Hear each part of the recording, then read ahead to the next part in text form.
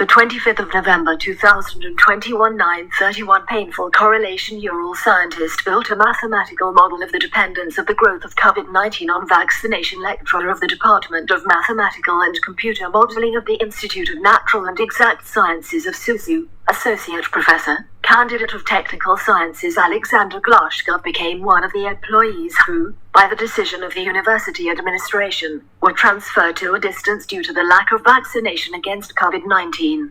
He conducts all lectures and laboratory work from home and, apparently, does not plan to change anything in the near future, because he has his own scientific view of the pandemic.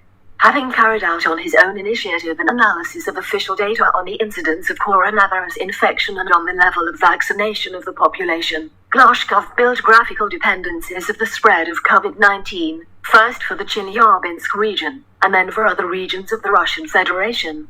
According to Alexander Glashkov, this study was prompted by the notice of suspension from work at the university from the 15th of November, 2021 on the basis of a decree of the chief sanitary doctor in the Chelyabinsk region. The analyst himself does not consider himself an anti-vaxxer, but did not administer the vaccine, because he did not see evidence of its effectiveness, and statements like "get sick more easily" or "get sick less often" did not suit him. There must be specific figures for these very epidemic indications. Alexander Glashkov, as a specialist in the manifestation of hidden patterns in large amounts of initial information, analyzed the dependence of the incidence on the intensity of vaccination based on the official data of Rospotrebnadze. The calculations, he said, confirmed the high level of interconnection between the intensity of vaccination and the incidence, which is reflected in the graphs for the Chelyabinsk region for 2021. The following conclusions can be drawn from the presented graphs. First, the overall trend in vaccination, vaccinated, and the incidence of COVID-19, infected, are identical, although an increase in the vaccination rate of the population should reduce the incidence rate. Secondly, the growth graph shows a general tendency, since July 2021, an increase in the level of vaccination of the population causes a synchronous increase in the incidence, summed up Alexander Glashkov. To verify his conclusions, the analyst made similar calculations for the Sverdlovsk and Tyumen regions of the Ural Federal District. The results were similar. They are presented as a percentage of the population of the regions, in the figures below.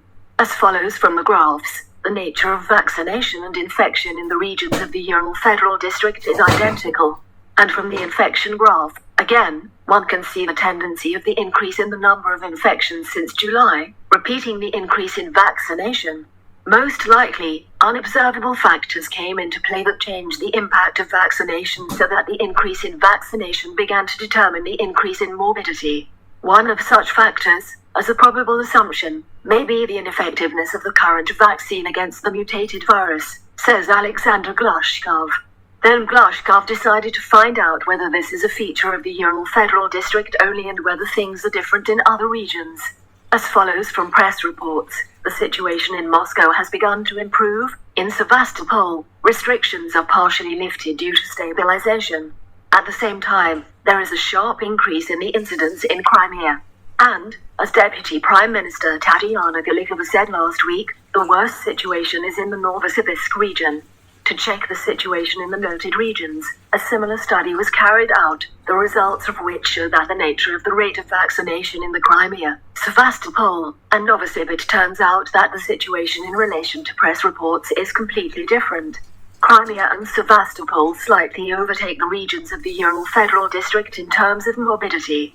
The Novosibirsk region, on the contrary, has the lowest incidence rate, and, as was expected, Moscow sharply differs in the prevailing incidence rate among the regions noted, says Alexander Glashkov, but in general, the earlier conclusion is again confirmed. In all analyzed regions, the noted tendency was consistently manifested. The increase in vaccination from July to the 22nd of November, 2021 began to determine the increase in incidence.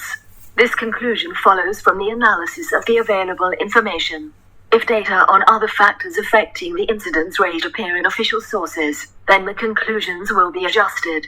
Of course, I am not an expert on viral epidemics. The results of the analysis, I hope, will be of interest to professionals, immunologists, epidemiologists, biologists or doctors, and so on. It is their task to give a full explanation of what is happening. According to the analyst, today it is very important to combine the efforts of specialists from different directions to make reasonable and adequate decisions on such serious pandemic problems. Alexander Glushkov made simple calculations. Any student of the Department of Mathematical Modeling must be able to do them. The question is why they were not made and not introduced to the population by the people responsible for the epidemiological situation. The social activist Yakov Yurovich commented on the results of his colleagues' work. The calculated correlation between the intensity of vaccination and an increase in the incidence of 98% clearly shows that it is the intensity of vaccination that is the key factor in the increase in the incidence. Moreover, this correlation shows that other external influences, lockdown, QR codes, did not affect the incidence rate.